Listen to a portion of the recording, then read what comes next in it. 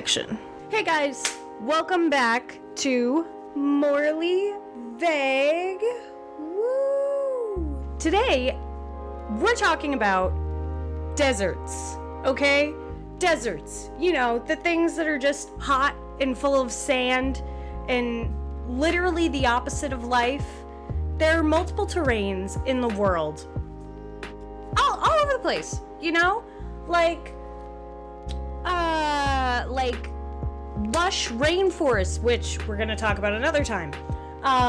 The ocean, you know? Also not very conducive to human life, but life.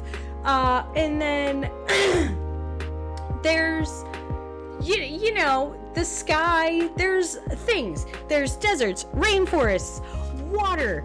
There's mountains. But I always forget that deserts exist because I live nowhere near a desert. And I constantly forget that, like, the desert is a place that I can just go to if I want. Which, why? Don't. If you're me, don't. How about that? I am a tiny person on this spinning ball of dirt, and water. And I don't understand why I would need to go there. I really don't. But today, we're going to talk about the deadliest desert in the world. Okay? Okay. Let's get into it.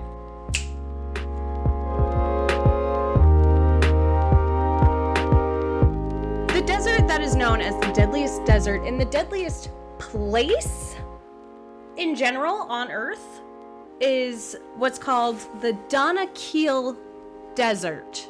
The Danakil Desert, I am ranting about this fucking place. I for the whole day, okay? Like, and I need something to keep me on track. Otherwise, I'm just gonna go into a tangent about how I think that Mother Nature hates us and how, you know, why? I don't understand. Anyway, the Danakil Desert, also known as the Afar Desert, is known to be the hottest place on the planet. It is literally hell on earth. Okay? So this place it's located in Ethiopia, Africa, which is fine. I actually have a couple friends from Ethiopia. They're wonderful. But I was unaware of this place. So it is home to one of the most active volcanoes in the world. One of 6 active lava lakes on Earth. What? My apologies. See, she's freaked out. I don't usually yell like this. Both of them are freaked out. The volcano itself is called the Etra Ale. It's in the Afar language. It is translated into the Smoking Mountain, which essentially is a volcano. You know, that's spot on. Nailed that. And it is one of the largest, like, salt mines because it also it's below sea level. It is the lowest point on Earth, sitting at around 125 meters for you Americans, which I am also in our freedom units, is 410 feet below sea level. So a lot of what these people do here is they do salt mining, because salt mining, from where the water comes in and then all of the drying that happens from how hot this place is, being the hottest place on Earth, it gets to, on average temperatures every single day year round is around 34.4 degrees Celsius, or Fahrenheit being 94 degrees Fahrenheit. But most days during their summer months, it is around 122 degrees Fahrenheit, or 50 degrees Celsius on an average summer day. That is fucking insane. Okay? Why? Why do you need to be somewhere where it's that hot? Okay? I don't need to be there. You don't need to be there. Nobody does. Actually, just go. I don't need that. No. I don't know how to handle the heat or the humid or the any weather, to be honest, because that's something that we like to do. We like to just bitch about weather here. That's like our favorite thing. It's been a heat wave here all fucking week. 100% humidity at 111 degrees Fahrenheit like 2 days ago. I don't know what to do with myself. I was like, oh, I guess I'll just die. I don't know. But I cannot imagine going outside and just being decked in the face, or not even outside. You're gonna be in your house, which, I mean, for them, they know how to build it to stay cool. They've evolved with that part of the land for centuries, but like, I don't know. I'm not one of them. I don't know what to do. So the salt mines are used by the Ethiopian people to actually sell the salt and get money for them. It's also one of the most dangerous tourist areas and known for extreme hiking. So a lot of people go there literally to hike and try not to die.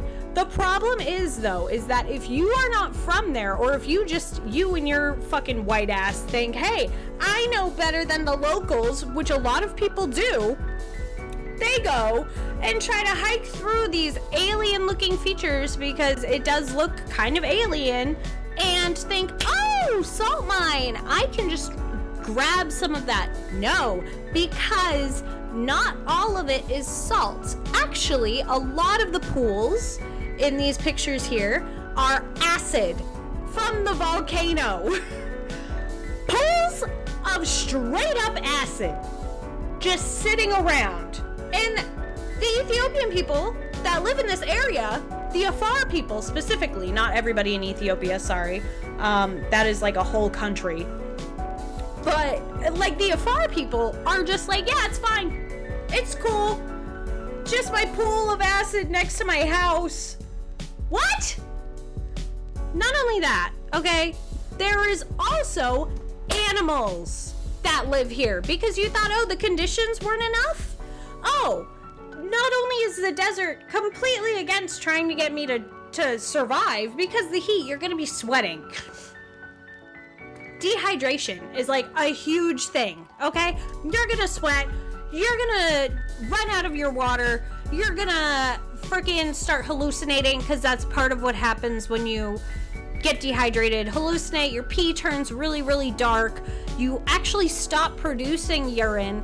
You also lose a shit ton of weight. You get confused, angry, chills. First of all, don't drink your own pee in the desert. That is a lie. Bear Grylls should have never been able to tell people to do that. That is so wrong. But anyway, there are also not just the environment trying to murder you, okay? There is, that's right, animals also trying to kill you that actually live in these environments, okay? One of them is the desert horned viper. The desert horned viper, although very cute, as you can see, I am a snake person. I love snakes, and the desert horned viper is one of those sand vipers that actually burrows itself into the sand with its movements, and I think it's adorable. However, it is primarily cytotoxic, so it is a viper, which means that it's venomous to humans. It's primarily cytotoxic, meaning that it damages the cells that it bites. So while it's not as toxic as other snakes in the areas, like in the region of Ethiopia and in the region of like the country right next to it, which I'm so sorry for the people who live there. I didn't do research on that area.